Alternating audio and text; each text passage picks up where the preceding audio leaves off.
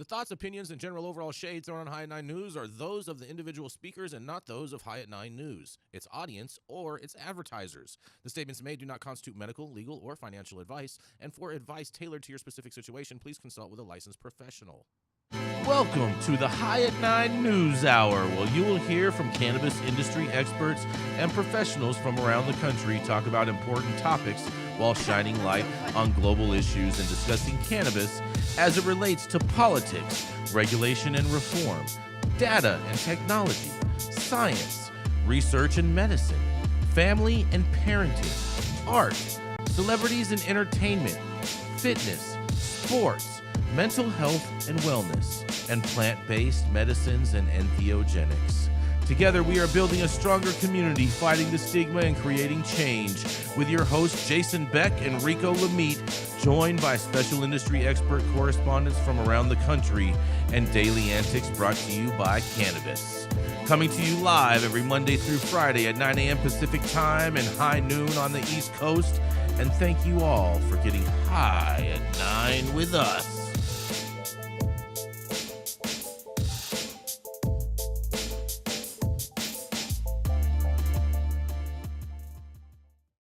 Oh, yeah. Good morning, everybody. Yes, that's right. It's Thursday, June 13th. Not to be confused with Juneteenth, but it is June 13th. Today is National Golf Cart Day, Rico. Jason. Yes. It's also National Random Acts of Light Day. National... Yeah. The days of light, I guess. You know what I mean? It's also National Kitchen Klutzes of America Day. I didn't even know that that was a real thing, but apparently it is. That's for, I guess, for all the people that can't cook, I would guess. National Weed Your Garden Day. Yeah. Yeah, right? That's right. Pull all those weeds out of your garden. National Sewing Machine Day and National Career Nurse Assistance Day, Rico. I didn't realize that nurses had assistants until today. Are you serious? I must swear. CNAs? I thought those were just like, I thought those were just lower grade nurses as far as like their schooling. That's all I'm saying. Anyways, thank you all for joining us and getting high at 9 with us. It's also high noon on the East Coast. And please remember to like, share, and subscribe to us on all social media platforms. You can look up above on your screen to see exactly where we live on the internet. And we are live every Monday through Friday on YouTube, Rumble, Twitch, Twitter, Instagram, Facebook, and on our very own website at www.highat9news.com. But kicking it off first is the dope dad himself, Mr. Rico Lamitte, the man who will not get any applause today because Adam is running the show virtually today. So, Rico, just so you are aware, you will not hear any golf claps today. That's right, it is the dope dad himself who will be clapping for himself, Mr. Rico Lamitte. See, no claps today, Rico. Look at that. Mm-hmm. Look at that. Stone Slade is the man. Yeah, Stone Slade is the man. Yes, that part. All right, y'all. So, a GOP-controlled House committee calls on federal agencies to study state marijuana regulatory frameworks and reconsider federal hiring guidelines related to cannabis use. Will it be the Republicans that get America's fractured state-driven cannabis industry across the finish line, finally making the federal guidance so desperately needed a reality? Or will they just end up doing what they do best, dropping the ball on the 1-yard line and blaming their own miscues on the Democrats? Let's dive in. Marijuana Moment's Kyle Yeager reported yesterday that the House Appropriations Committee inserted 2 marijuana-related sections into a report attached to the 2025 Financial Services and General Government Spending Bill. The underlying funding legislation was released last week by the FSGG subcommittee, and also omits a long-standing rider blocking Washington, D.C. from legalizing cannabis sales and includes limited marijuana banking protections. The report posted yesterday ahead of today's full committee vote says one section directs the Alcohol and Tobacco Tax Trade Bureau to examine the adequacy of state cannabis regulatory frameworks, including enforcement and oversight policies. The TTB would also need to work with other agencies to develop recommendations on improving state-federal data sharing, with a mandate to brief lawmakers on its overall findings within 1 year of enactment. Sounds reasonable. According to Yeager, the provision could help inform a separate standalone bill that Representative Dave Joyce, Republican out of Ohio, the House Appropriations FSGG Subcommittee Chairman, is sponsoring. That measures what we've all come to know as the PREPARE Act, and it would direct the Attorney General to create a commission responsible for making regulatory recommendations for cannabis that models what's currently in place for alcohol. The House previously passed the appropriations package for the current fiscal year that included report language that would have similarly mandated that the Justice Department study state marijuana regulatory frameworks, but it was not included in the final package enacted into law. Joyce also tried to get the language added to a different spending bill report, proposing an alternative version that would have prompted the White House to work with other agencies to assess state cannabis regulatory frameworks. But the Appropriations Committee rejected it. Per the article, the second section noted in the 2025 FSGG report says that the committee supports the Office of Personnel Management's, OPM, efforts to update federal hiring standards related to past marijuana use.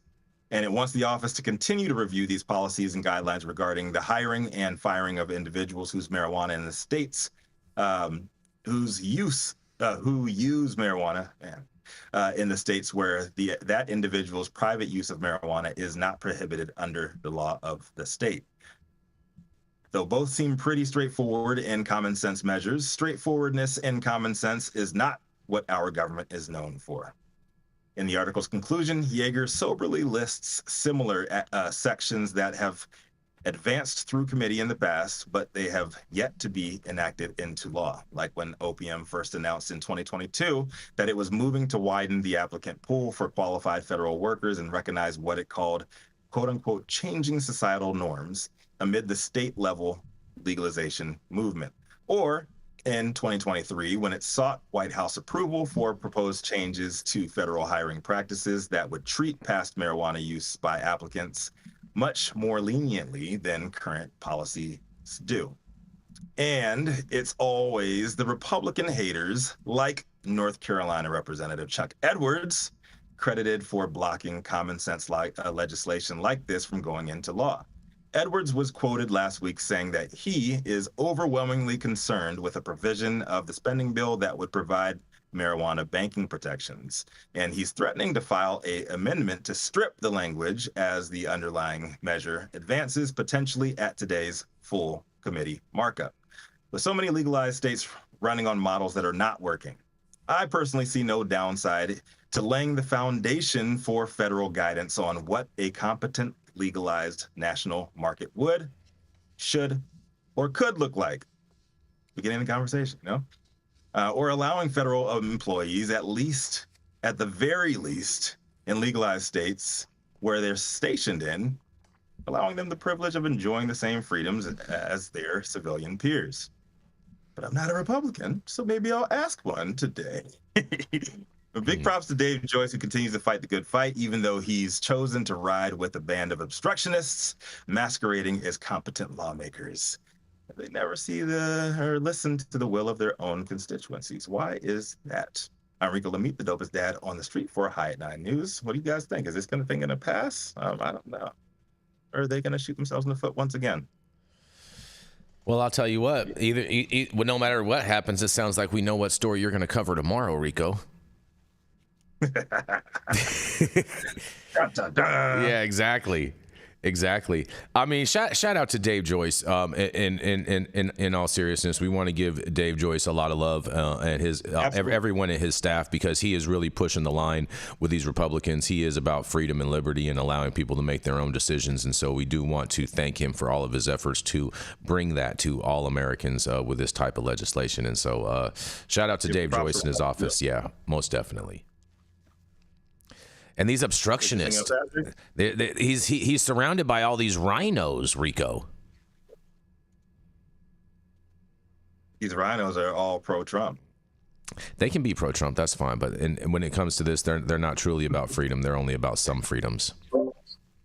I mean, they don't want to lose that carrot. They don't want to lose that carrot they've been dangling for way too long. Mm-hmm. You know, don't just call them rhinos. They're just fucking buttholes. Excuse me. Whoa. So I'm following Dale's lead somewhere. I'm sorry. Okay. Yeah. Well, I haven't started yet. Cuss word for the word. Mm-hmm. The heaviest of all. It's my kind of word. Well, I think what's coming out of our Supreme Court, including what happened today, is going to be a shitstorm for anybody trying to bring any kind of justice to our industry. Yeah. I mean, this is still the political process, and these things get marked up and thrown out. And I applaud anybody trying to bring this forward. We've got some muddled issues over drugs right now, and guns, and drugs and employment, and we have a higgledy-piggledy approach. Without comprehensive reform to all this, which I think both parties need to come together and get their head out of their ass and look at doing, then we're going to just take little pieces here, and then we're going to lose little pieces there. And I wish I could say I was more hopeful, but abortion's going to outshine any of us trying to get attention nationwide right now, and especially in Congress after Myth at Pristone today. And there's a half a dozen more cases about to drop. They're going to take all the oxygen out of the room here.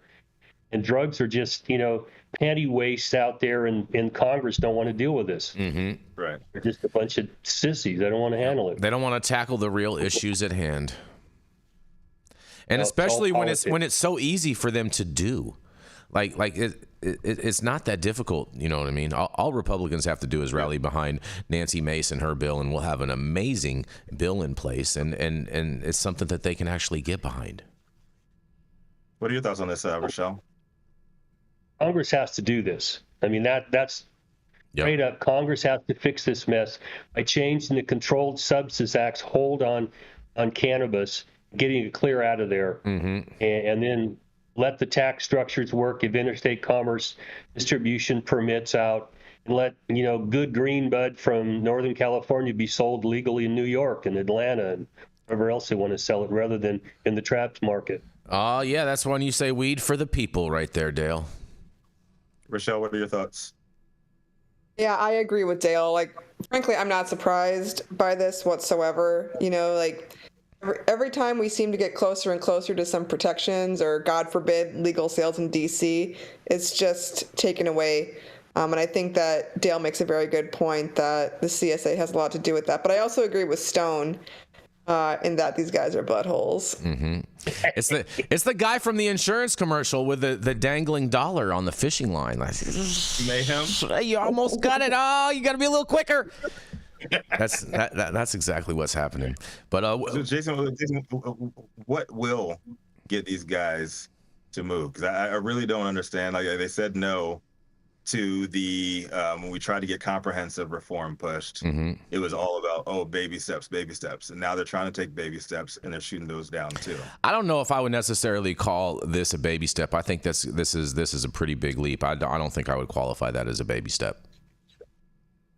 Do you think Just it's a big leap? Like, yeah, I think it's a big leap if you considering where the federal government's position has been for years upon years, and with what they are trying to do in DC. I think that is a big step. Yes, I do. All he did was ask for them to begin studying what the states have done right and wrong, and start putting those into practice. You're asking the federal government to study, Rico.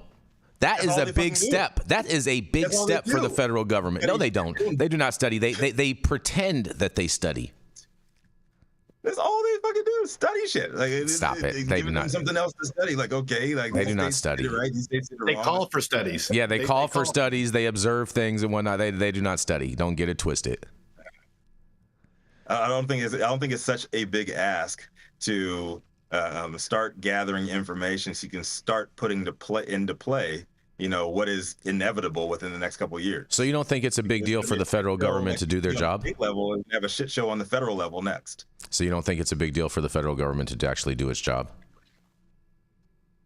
I mean, because they make it seem like it's a big deal for them to actually do their job on every single issue, it seems like nowadays. Is why I always say burn it down. Start fresh. Yeah, and on that, we're going to go to a commercial, and we are going to be right back. Light the match. Oh man, that was weird. Hey, you America. Do I look like Sean Connery?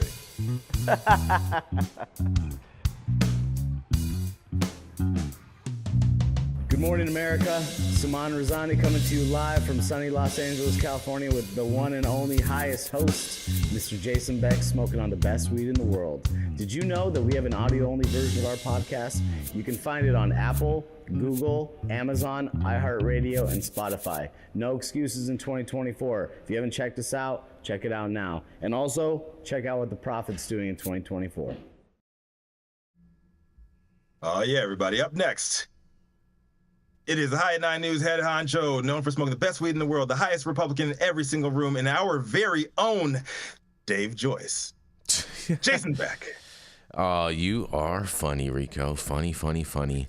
Well, you guys wanted a Democratic story I saw in the chat, and just so happens I happen to have a Democratic story for you guys. I hope you guys all pull out your tissues and your crying towels and whatnot, because you know this is just more of the same. We covered the story, a similar story yesterday when we were talking about California Attorney General Javier Becerra and him saying we did our job. Well, it seems like Democrats are taking a page out of that playbook, because Schumer asks, that's right, Senator Schumer asks whether Democrats should make marijuana a priority ahead of the November elections, you guys. That's right. In a new message to supporters, Senate Majority Leader Chuck Schumer is asking where marijuana decriminalization should fit in among priorities for Democrats in Congress as this year's elections approach. Cannabis reform, one of more than a dozen policy-related options that respondents can check off on the new survey, which asks for their input on the party's legislative agenda. In a quote, with less than 5 months until Election Day, Chuck and Senate Democrats want to hear from you. An email blast says, what are your top priorities for this summer, they ask. Decriminalized marijuana is one of the 13 named priorities, along with codifying abortion rights and access to contraception, fighting climate change, protecting worker rights, advancing LGBTQ equality, canceling student debt, and passing gun safety laws. In a quote, the race to hold the Senate majority is intensifying. The next few months represent our last chance to push for real progress before the polls open. Schumer's emailed message says of the survey, which is a common list building tactic for political fundraising. In an additional quote, knowing what issues matter most to you right now not only helps me set the agenda for our Democratic Senate majority, it also shows voters that Democrats and our last line of defense against the extreme MAGA agenda, the email linking to the survey adds. Schumer's earlier this year circulated a separate public petition asking people to show their support for marijuana banking reform. In April, Schumer and Senate Finance Committee Chairman Ron Wyden, Democrat from Oregon, and Senator Cory Booker, Democrat from New Jersey, and a coalition of other Democratic senators officially reintroduced a bill to federally legalize marijuana. That came a day after the Justice Department announced that it's moving to reschedule cannabis in a historic policy shift, and polls have indicated for years that a majority of Democrats supporting ending cannabis prohibition, but it's also grown into a bipartisan issue, with a Fox News poll last month finding that 69% of U.S. voters, including 55% of GOP voters, saying they support legalization. The poll found majority support among all ages, races, income levels, education levels, and geographic regions too. The only group with majority opposition was those who identified as very conservative. But even a majority of certain unexpected demographics, such as 65 plus and white evangelicals, back the reform, you guys. Additionally, Fox News found that 59% of people who are expected to vote for former President Donald Trump this November are in favor of legalizing marijuana, compared to 80% of expected Biden voters. Well, do you think that enough cannabis Democrats are going to fill out this survey and push cannabis over the top to make it a top hill agenda for the Senate? I don't think that they will, but nonetheless, I can't wait to hear what you guys have to say. And this is Jason Beck for the High at 9 News Hour. What do y'all have to say? I don't see how it's going to happen. Yeah. Go ahead, Rachelle. I was just gonna say a lot of us were shaking our heads no when you asked that question here. Yeah. I mean, at least y'all are honest.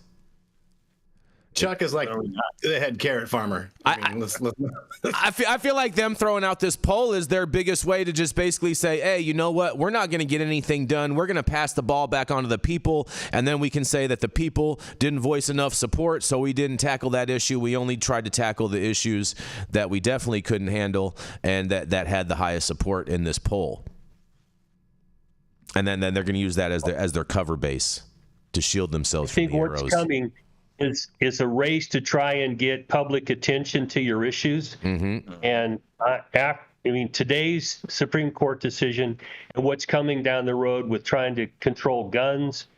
I mean, there's a whole lot of things. Besides, we got two old guys. I think maybe we should slip a gummy to each of them before the debate and see how they perform.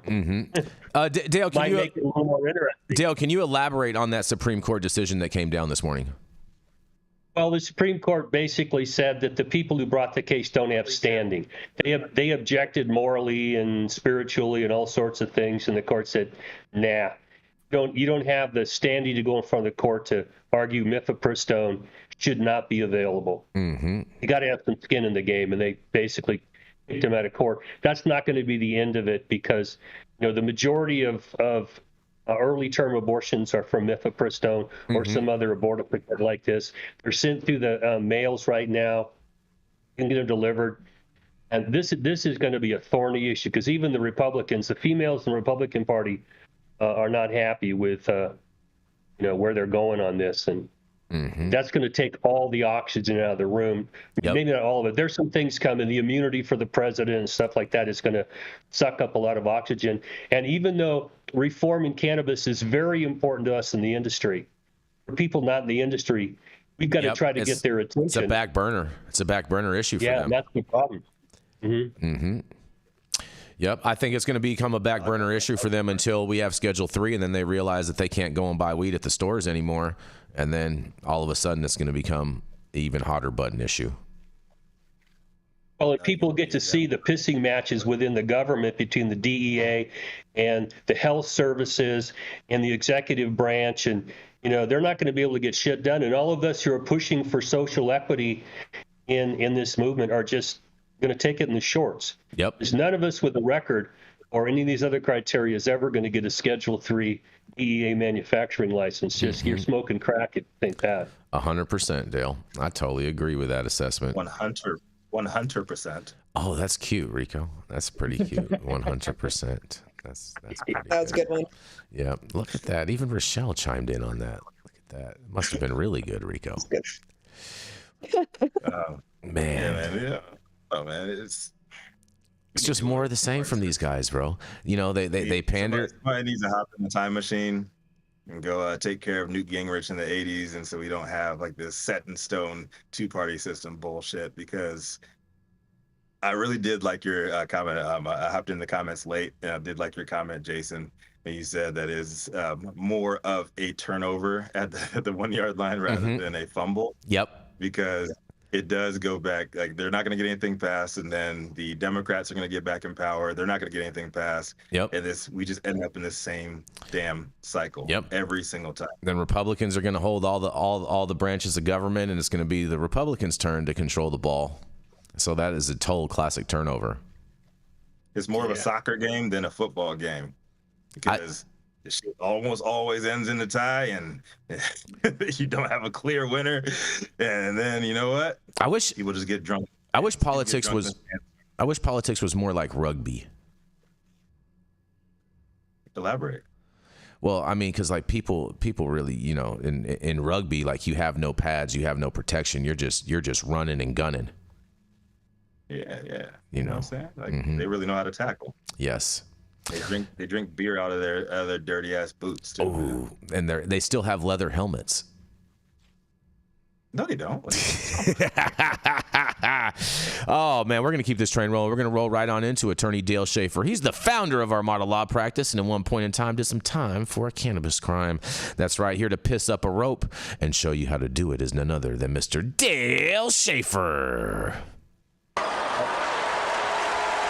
Good morning. Yes. My story today comes out of Law 360, and it involves an issue that I've dealt with for the medical board before here in California with Molly. And it involves a veteran and got some thorny issues in it, which involve how much notice you have to give to people, how many warnings you have to give to people. And at the heart of this is a guy named Javante Hill, who was a corpsman and apparently went Fleet Marine, was out with the grunts in the field in Afghanistan. And he got discharged and came back stateside, moved to Colorado. And that's where apparently his troubles began, because he claims he smoked some weed, had a psychotic break, shot his girlfriend, shot 2 of his dogs, one of them died. And so we sued Native Roots, the dispensary group, that sold the weed. And this is a kitchen sink type of complaint. I read through this thing and I'm shaking my head. It's like, where in the hell did they get all this nonsense here? But it's a problem I've dealt with my clients before. What do you have to warn people about? And what kind of claims can you make without getting yourself in trouble or protecting yourself? And it's here, the thrust of this is that this guy he smoked some weed and he had an adverse reaction, got paranoid from it. Now, this is not unusual. And going clear back to the 1890s, the Indian Hemp Commission report noticed that most insane asylums had hash eaters in them. So the connection between cannabis consumption and schizoid or schizophrenia, other kinds of dissociative diseases or disorders was well known. I mean, it's not prevalent, but it's well known. Okay. Now, this guy claims that prior to that, he'd never smoked pot before. He had this reaction. And so a week later, he and his girlfriend stopped at a dispensary. And I don't think he went in the dispensary. I think his girlfriend went in. And, they wanted something more relaxing, apparently. And so the bud tenders pointed him to some strain of weed that they called indica. And they went on, this guy smoked it and apparently lost his shit and had a complete psychotic break, shot her and the dogs. And, they came and arrested him. And he had no idea during the psychotic episode what he had done, didn't remember anything afterwards, didn't remember anything. And so now they went back and went through this dispensary's a website and all the things they claim that were said, and claiming that was fraud, misrepresentation, that everybody knows that smoking weed causes these cannabis-induced psychotic episodes. You should have warned them. You're a really bad person. I went and looked at the prevalence of this, and schizophrenia is, 1 to 4% of the population, something like that. That's it, if it's that high. But the prevalence of a cannabis-induced psychotic episode is 6 out of 100,000. So at some point you have to ask, what do we have to warn you of here?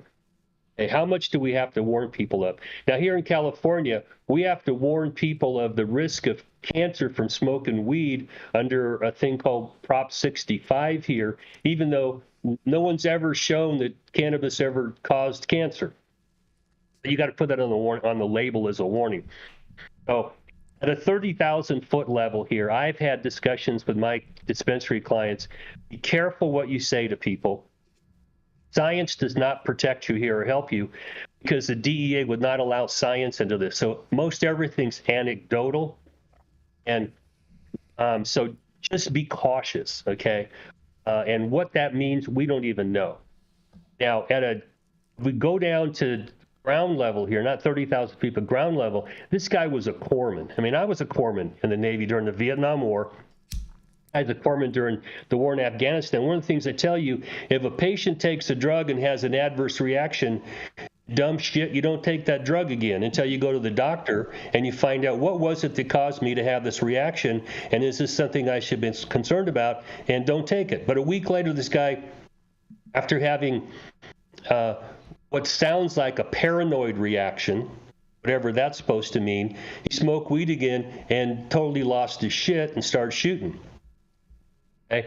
Now, at ground level in Colorado, where this came from, there are protections for consumers, okay? But this guy didn't buy the weed. His girlfriend bought the weed. A bud tender talked to his girlfriend about what kind of strain they want. They have a website which divides the effects of marijuana or cannabis into like 5 different categories. What we used to call, the head pot versus body pot now has gotten divided into so many goddamn, I don't even know where to go with this, because it's so hybrid today. I don't even know what you're getting. And I've been to dispensaries and on the QT and talk to bud tenders, and they say shit that they pull right out of their ass. I don't know where this stuff comes from. Edibles that are indica or sativas that, without understanding the first pass effect, there's so many parts of this that are just disturbing to me. So as an attorney, I thought, I'm going to rip this pleading to shred because this guy's full of shit. I don't think he has standing to bring this. But at the heart of this is a tragedy that anybody who's going to consume cannabis needs to understand. There's never been a direct causal connection between cannabis consumption and schizophrenia, but there is a correlation, okay? So if you're going to be a consumer, you need to be conscious of this. It tends to happen in younger people. This cannabis-induced psychosis is predominantly males, although these dissociative disorders are primarily females. I don't even know how to approach that. But if you're going to consume it, I always recommend start low, go slow, and find out if you have any bad effects. If you do, stop it. Torturing yourself and jumping off a bridge is not worth getting high. Okay, so be careful about this stuff. Be an educated consumer. But for the people who own these dispensaries, wake up. Smell the coffee here. You need to understand your state's rules on advertising of substances. These are nutraceuticals in the big sense because they're not illegal drugs yet. So there are rules and regulations at the federal level and at the state level about what you can say and what you should warn about. You should understand that and bring in counsel if you need to try and educate yourself and your employees of what you can say, what you should say, and what you absolutely shouldn't say. Okay, so this is a warning for anybody out there who is a consumer or who owns these businesses, is that be careful, okay? Because people can snap and they're going to come back and sue you and say you're responsible for them developing schizophrenia or doing something stupid when they're having hallucinations. I'm going to throw this back at you because this is a warning. Anybody in the industry that's selling pot, be careful and find out what you can and can't say. I'm going to throw it back at you. What do you guys think about this? Where was this? Colorado. Like Colorado. They said native roots. Well, yep. I would say that his lawyers are most definitely going to draw upon precedents set in California where an old girl in Thousand Oaks got off the hook and claimed that cannabis psychosis caused her to stab her boyfriend and the dog to death. Yeah. How would case law like that play out, Dale, with this? Well, those are typically criminal cases.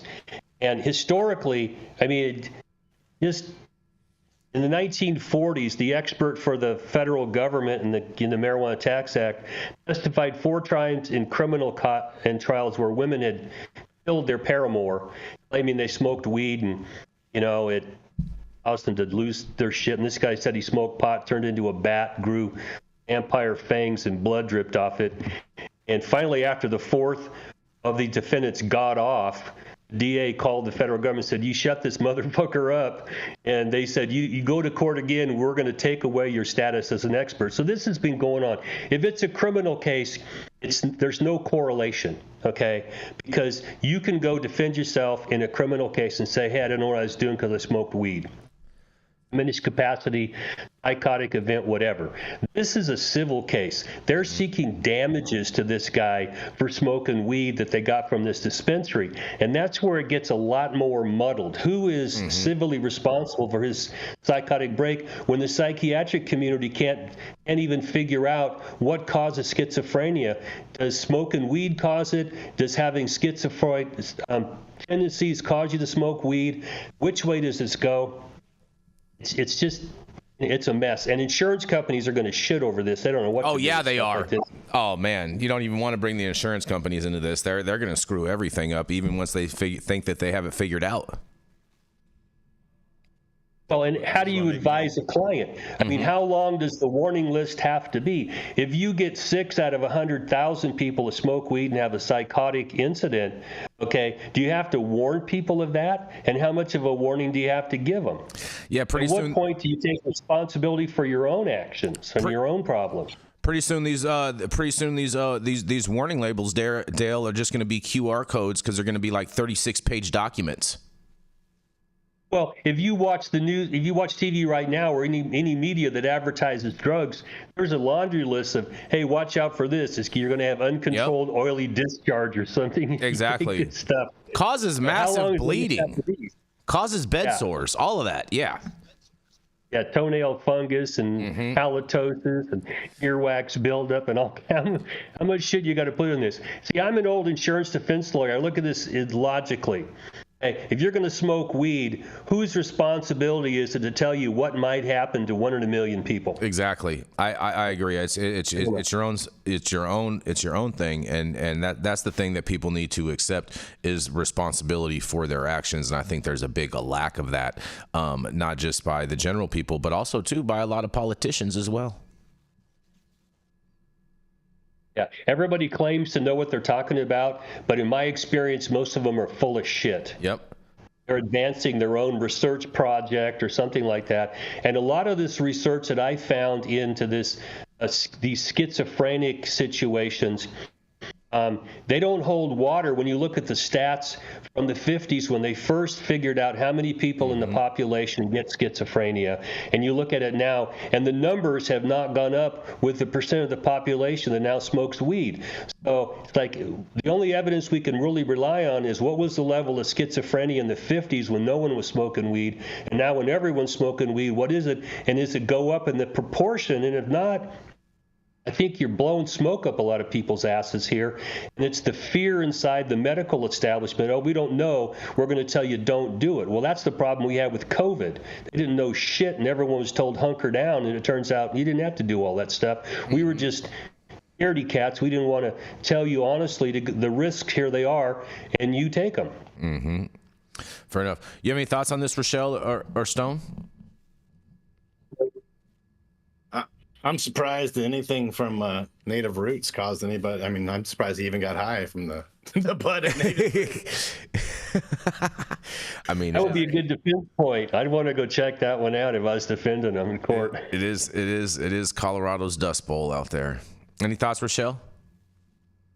I mean, I do get concerned sometimes about legal action being taken against cannabis companies due to this cannabis-induced psychosis. I don't know if it's a thing, but I do think it's a possibility, and I think it could be interesting, to say the least. Yeah, I think. It's like cannabis hyperemesis syndrome. I mean, that's been going back and forth. What causes what? And when I go to court, I don't want the correlation. No, I want the cause, and it's not a cause. And I don't even want it coming in front of a jury, because this is all over the damn place. No one can figure out what's causing what. But this should be a warning for people in the industry. At least start thinking about how do you want to advise people. And if you're putting something on a website, make sure that it's not some bud tender thinking up some, puffing language about what this is going to do to you, because that was one of the problems. 5 categories of effects from boof weed out of Colorado. Good luck with that. Yeah, fair enough. And on that, we're going to keep this train rolling. We're going to roll right into a commercial, and we're going to be right back.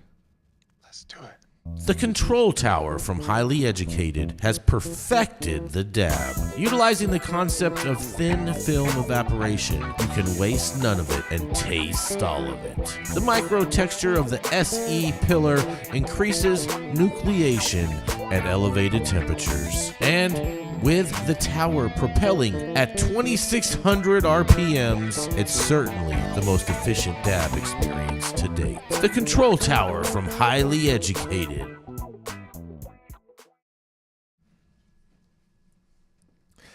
All right. Stop whatever you're doing. Make sure you hit that like button. I know you'll appreciate it. We'll appreciate it. And YouTube will appreciate it. Also, make sure you subscribe to the channel if you're not subscribed already. And all of the articles that we cover on today's show, you can read directly on our website at www.highat9news.com.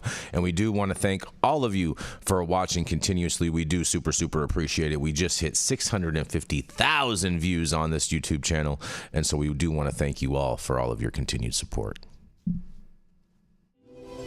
I'm Jason Beck, and this is Smoky Vanilla. And if you want to feel as good as I look, then you need to get a stretch and smoke with Smoky Vanilla. Hi, I'm Smoky Vanilla. I have my bachelor's degree in kinesiology, and I'm a sports massage therapist and stretch coach. I focus mostly on individuals that are in sport with chronic pain or injury. I love to intuitively create and customize a session based on the individual that I'm working with. We'll go over a few postural assessments, work together to create a wellness journey based on the health history, past injuries, or anything still affecting you today. And we'll get you back on your feet right away with less pain.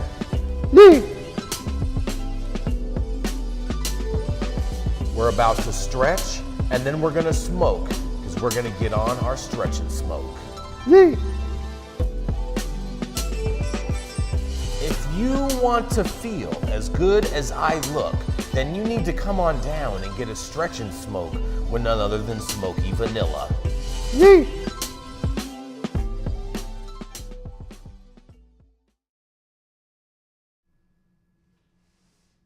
While it might be true that unregulated gas station Delta 8's the new norm down in the great purple state of Texas, It's red. our next correspondent ain't with that new shit. He's old school, and he hit the high road. Coming to the stage, it's the noted dope dad representing the great ATX, my man, Stone Cold Slade. Yes. Just checking. All right, I'm coming in. Yes. Now there it is. Thank you, Rico. Thank you. You know, sometimes the political world just doesn't make sense. Take the recent remarks from Florida Governor Ron DeSantis, for example. He's up in arms about a proposed cannabis legalization initiative on the ballot this November, and his reasons are as colorful as they are questionable. According to Meatball Ron, if the measure passes, people could bring 20 joints to an elementary school. Now, I don't know about you, but that sounds about as ridiculous as trying to decide between being electrocuted by a tremendously powerful battery from an electric boat or that shark that's approximately 10 yards over there. Both seem like a little bit of a stretch. He paints a picture of a state overrun with the smell of cannabis, predicting that cities like Tampa will be engulfed with the aroma. He said, even if you have no interest in marijuana, marijuana will have an interest in you. Little dramatic there, Ron. He's also concerned that the reform would lead to no penalties for use or possession, civil, criminal, anything. Ron DeSanctimonious argues that businesses will struggle to operate under such lenient conditions and envisions a future where cannabis is omnipresent. He reiterates, you will be able to bring 20 joints to an elementary school, questioning if that's really beneficial for Florida. The governor's alarmist stance doesn't seem to resonate with the majority of Floridians, though. A recent Fox News poll indicates that 2 out of 3 voters support the initiative, showing more approval for the cannabis measure than for the governor himself.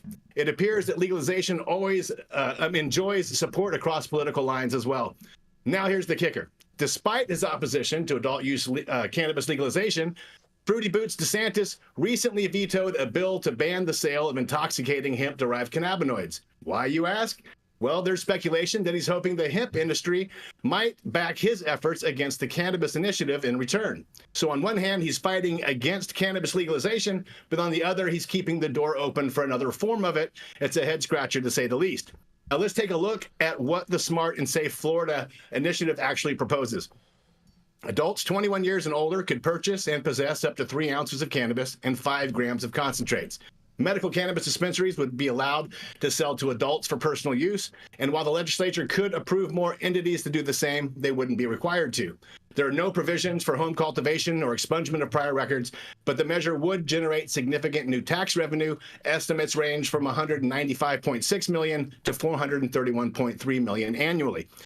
So the initiative's text is pretty clear. It allows adults to possess, purchase, or consume cannabis products and accessories, but doesn't change federal law. It sets possession limits and provides an effective date, all wrapped up in legalese to avoid misleading anyone. I do feel that it's a shame the bill doesn't include an option for home growing, which obviously would allow individuals more personal freedom and control over their cannabis consumption. So what about DeSantis' prohibition tendencies? He seems to be relying on the old "what about the kids" scare tactics, painting a dystopian future where schools are overrun with joints and the air is thick with the smell of cannabis. Yet he vetoed a ban on hemp-derived cannabinoids, which, by the way, Ron, smell the same, showing a contradictory stance that's hard to reconcile. Now, why would you back a relatively untested synthetic product like Delta-8 and be against its 100% natural counterpart that's been self-tested safely for centuries? It's really about protecting Floridians. Is this really about protecting Floridians, or is it about political maneuvering? In the end, it seems like Lift Boot Ron is out of step with his constituents on this one. Floridians are ready for an adult use market, while the governor clings to outdated arguments and contradictory policies. I'm Stone Slade, reporting for the High at 9 News. Man, you guys. Meatball Ron. How is he? I don't understand how he's quantifying this 20 joints. Stone. It's bro science, Jason. What's that, Stone? That's bro science. I don't know where he got that. I mean, Yeah. it's a scare tactic. Oh my God, 2020. Yeah, but why 20? Why not 100? I don't know. Yeah, it's Meatball Ron. What do you want? He did a study. Everybody knows that as soon as weed is legal, we all have to mandatory bring 20 joints to an elementary school. That's just how the law works. Oh, you know what? I bet you I know why he's coming up with 20. Because he's imagining it like tobacco and just imagining that there's going to be packs of cannabis joints or whatnot. And so since cigarettes come in a pack of 20, I bet you that's why he's using the number 20. That would make sense. Oh, ridiculous, Ron. Mm-hmm. Yeah, I can get behind that. Grandstanding, all it is. I mean, I'll tell you what, though. I do have to give some props to whichever lobbyist was out there and got Governor DeSantis off of the hemp brigade and now onto this brigade. I do have to give them some credit on that. And because the reality is that people aren't going to listen to the governor when it comes to on this issue, especially with those kind of talking points. I mean, yes, it'll resonate with the people that already are against it, but those kind of comments aren't going to just pull others that would vote yes to a no vote. Maybe the cannabis industry should give more donations to his PAC. Maybe that would help. Yeah, well, I mean, there is, to my understanding, there is some significant funding that is definitely going to come in and try to give this proposition a run for the money. And so I wonder if Kim Rivers and the other backers of this bill are going to be prepared to go and raise more money in lieu of. Is this the True Leave is the big backer on this one? Yep. Mm-hmm. Florida thing? Yep. Surprise, surprise. Surprise, surprise. Mm-hmm. Mm-hmm. Surprise, surprise.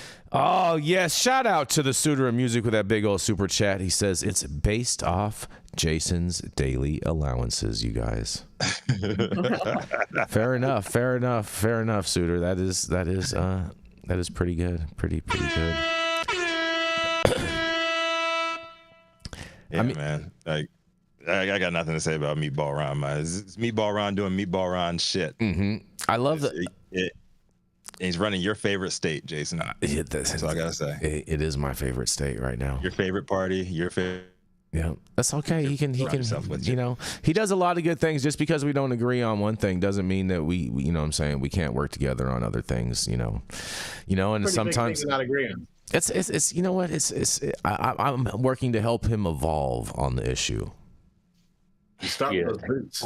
Yes. Well, he's like Maybe Dan Lundgren, the guy we had here in real. California in the 90s. That guy ain't evolving from a Neanderthal at all. He can evolve. He can evolve. Just watch. I don't know, man. Don't believe me. Just watch. I feel like he's devolved since he lost that. Since Trump knocked him down. Oh, he did. Yeah, Trump did. Yeah, he like sunned him. You know what I mean? Yeah, he really did. He put him in his pocket. Yeah, the other pocket is Marco Rubio. Mm-hmm. That's gonna Kind be of embarrassing. that's you gonna know? be his VP, guys. That's what we're hearing. Yeah. But God save us all. let's roll into the next story, Rico. Let's do it. When our next correspondent is not cooking up the latest Lego heat in the kitchen, you can catch her doing real life journalism shit. As a cannabis and psychedelic reporter and editor at Green State.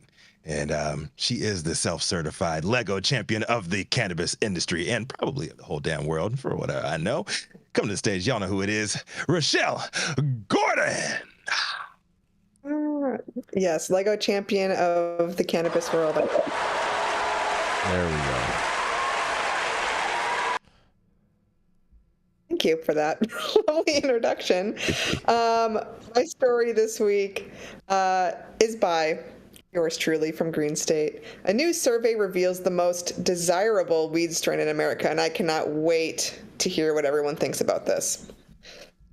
Cannabis consumption is more popular in the U.S. than ever. Roughly 40% of American adults turn to the plant at least once a week, and daily weed use exceeds daily alcohol consumption for the first time in history.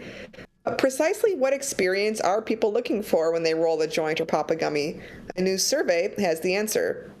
NugMD, a company offering online medical marijuana licenses, surveyed over 6,500 cannabis consumers about their weed preferences. The online poll covered motivations for consuming, favorite flavors and aromas, and desired effects. The most common use case for cannabis among respondents was pain relief, with 25%, followed by anxiety, with 23%.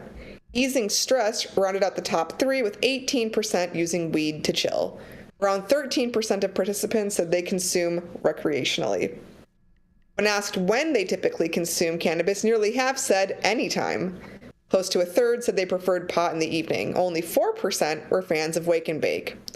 Regarding terpene profiles, fruity strains were the most popular, with 27% of those polled favoring that flavor profile. Sweet and citrus were neck and neck for second place, with 18 and 17% of respondents choosing them respectively. Surprisingly, only 10% of participants said they look for gas strains like OG Kush and Sour Diesel. Analysts at NugMD used the poll results to determine the most desirable strain in America. Searching its internal strain database, the team found that the lava cake strain checks all the boxes. Thin Mint, Girl Scout cookies, and Grape Pie Cross offers the ideal flavor, aroma, and effects according to the survey data collected and anecdotal strain reviews. Deb Tharp, head of legal and policy research at NugMD, believes the data is helpful for dispensary operators looking to understand their customers' true desires. She told Green State polls like these are, quote, a better assessment of what customers prefer than data on inventory and sales, unquote.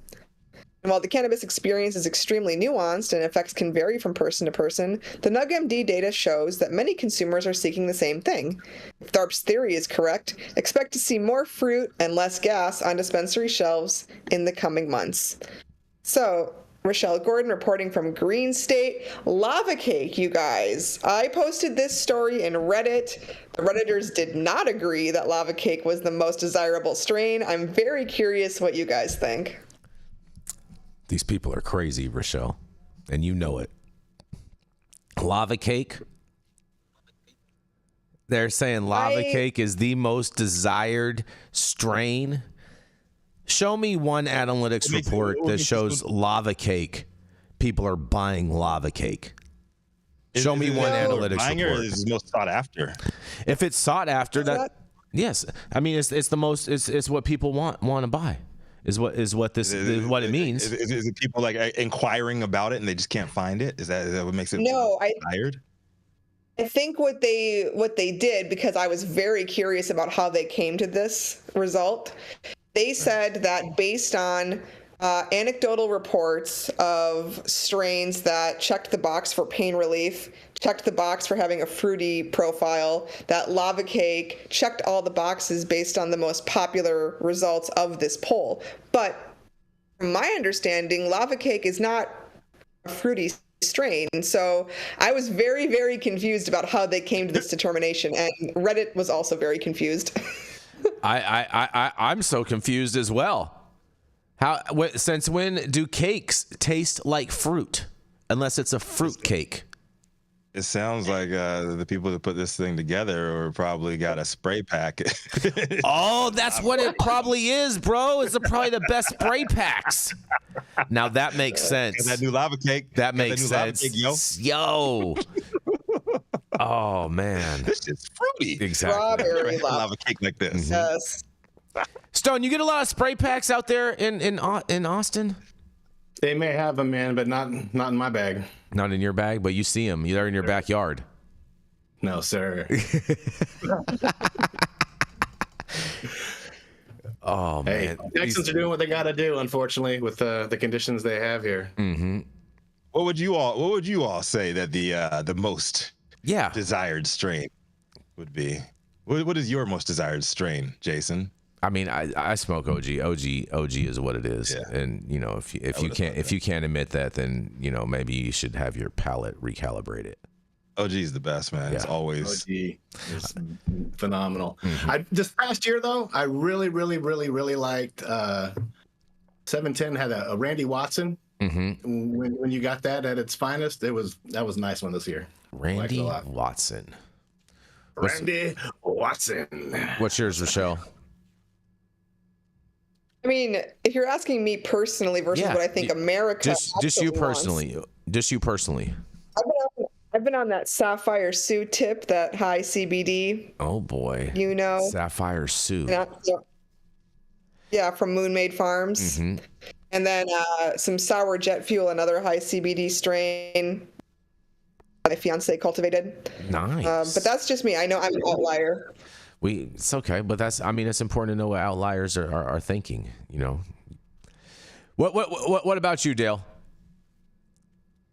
Well, I don't chase strains. I have clients who provide me with samples a lot.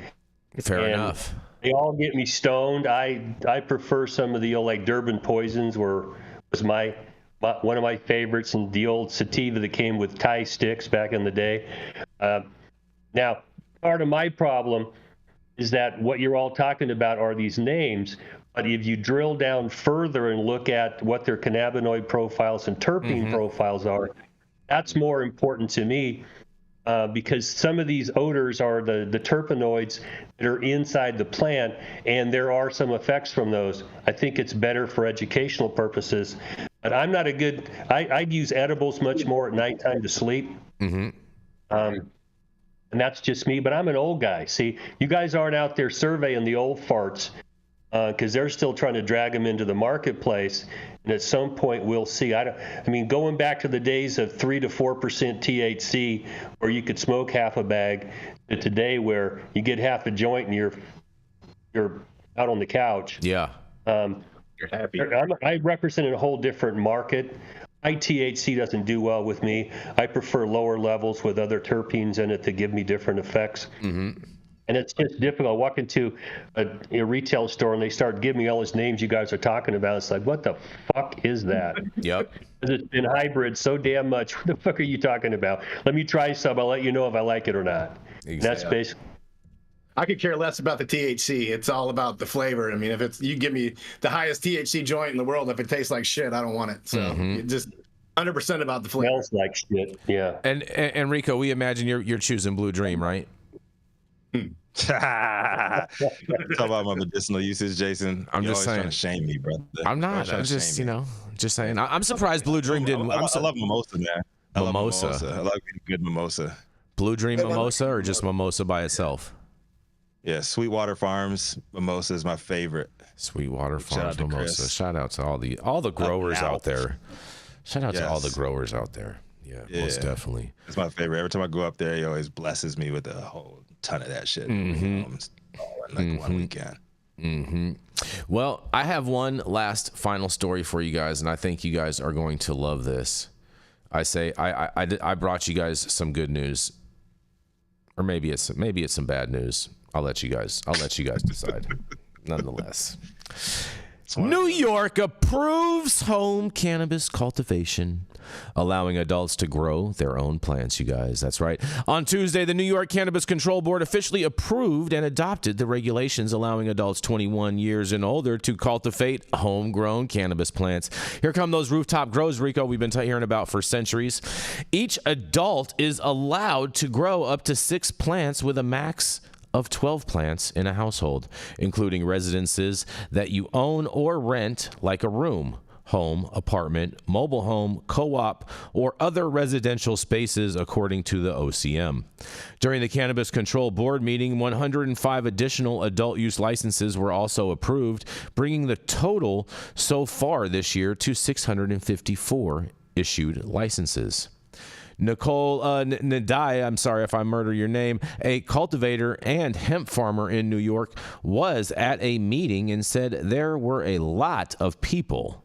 In a quote, some people are just so very upset and they have a lot of statistics, but just not really sure how much of that really relates to people who have spent so much money waiting, said Nadai.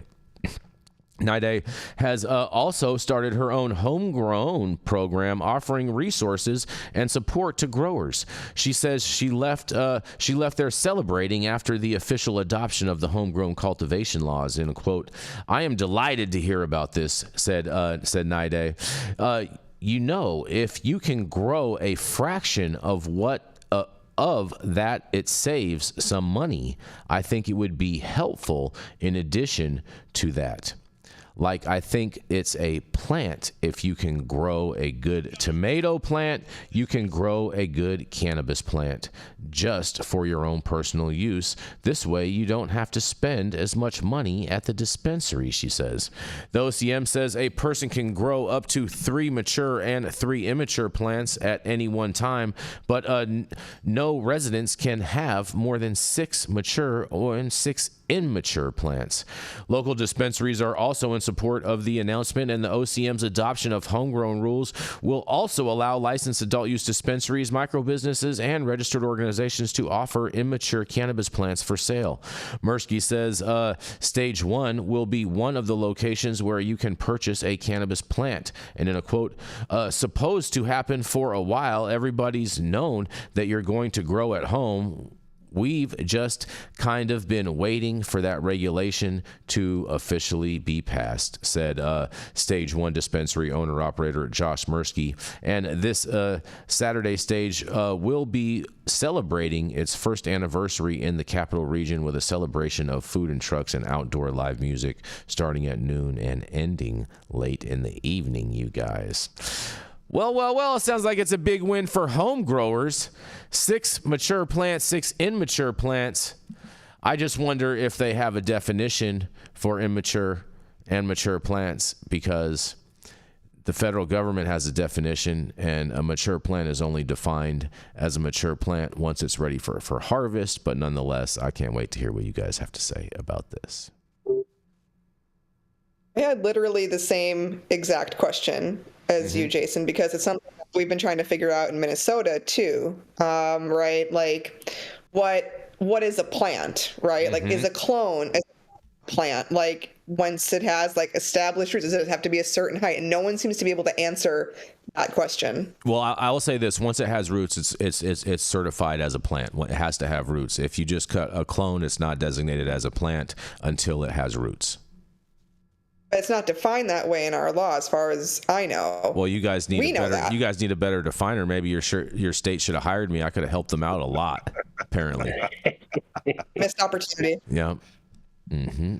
Jason. So my question is, on these home grows, are these local jurisdictions going to have the ability to require you to put it behind a 6-foot fence or inside of a greenhouse? Or, I've seen pictures of New York by buildings. They're building on their porch out there, their patio, and I think that's cool. But in California here, you can have a local jurisdiction say it can't be so close to a property line. It's got to be indoors. There's all sorts of little things that can tag onto this, which make it difficult or impossible to make 6 plants, last you for a year. I would imagine New York being so similar on policy to California, I would imagine that they would have something in place like that. But I think but I know that New York has a big strain on their power grid, and can you imagine how many people are going to go and buy like a little 600-watt light and throw in their apartment and whatnot, and what a big drain this is going to be on the power grid? Solar. There ain't no one doing solar. And not enough people that live in buildings have a rooftop to have a sun-grown rooftop like what the mayor wanted. Hey, man, it's making Mayor Eric Adams' dream come true. Right? Cultivation on every rooftop. On every rooftop. Cut it out, bro. Cut it out. Where are the air conditioners going to fit? Get them, jump out, boys. Get them. Oh, How close can you grow to a school? You know, or a daycare center before you get all the, what about the kids all freaked out? I'll tell you what, though. You know, with these little rooftop grows, though, Rico, it would be good if it would be easy if they had camp out there. They could just drop down, just sit on the rooftop. Probably no one's going to even be up there. Just do their thing. They could let the plants fall to the ground and be on their way. Little shop of horrors. Yep, exactly. Exactly. On that note, In my experience, if you got weed growing outdoors, teenagers are going to steal it from you. That's such facts. Everybody I know in any kind of environment that tries to grow in their own garden has teenagers in the neighborhood that steal their shit. Yeah, little young punks. Yeah. Up to no good. The slow response from law enforcement is like, I don't give a shit about your neighbors stealing your weed plants. We got bigger things to worry about. Exactly. Technically, we'll come and arrest you for diverting to minors. That's probably what would happen out there. Dale giving us a get off my lawn. Don't step on the grass. Thank you all for joining us. Yet another episode of High at 9 News. You can catch us live weekdays, 9 a.m. Pacific, high noon on the East Coast. Big shout out to our super fans showing love, getting their comments posted live on the big screen. The Suitors Music, thank you for making sure Jason got his lunch money today. Hopefully Smokey Vanilla won't flip him upside down and take it from him. Also, the rest of our live audience and online supporters catching us across all media platforms, tuning in each day to the headlines of chaos, also known as the developing cannabis industry. Our vetted correspondent team tuning in from all over, bringing us much needed variety of perspective and your respective opinions to the table. All the sponsors keeping our lights on, our production team, Cloud Media Partners, keeping the AV struggles to a minimum. Adam, we need you back. We need you to feather your virtual ass back to the studio so we can get the soundboard popping once again. Make the soundboard great again, please. Please. And always, Cannabis Sativa L, the reason we show up to read these stories every single day. Thank you, too. It has been Thursday, June 13th, 2024. The show is over, and you've all been blessed with the top industry headlines. Hope it was enough for you to put in your pipe and smoke at least until tomorrow. Maybe a little fruity lava cake. If you know, you know. You know what I'm saying? Oh, boy. And my name is Rico Lamitte, the dopest dad on the street for High at 9 News, cannabis industry's #1 daily news show. And today we're going to pop it back up to Minnesota. Rachelle Gordon, can you take us out? Oh, thanks, Rico. I appreciate that. Thanks, everybody, for tuning in. If you're feeling anxious or depressed, just build a Lego set. You'll be surprised how much it can help. Yeah.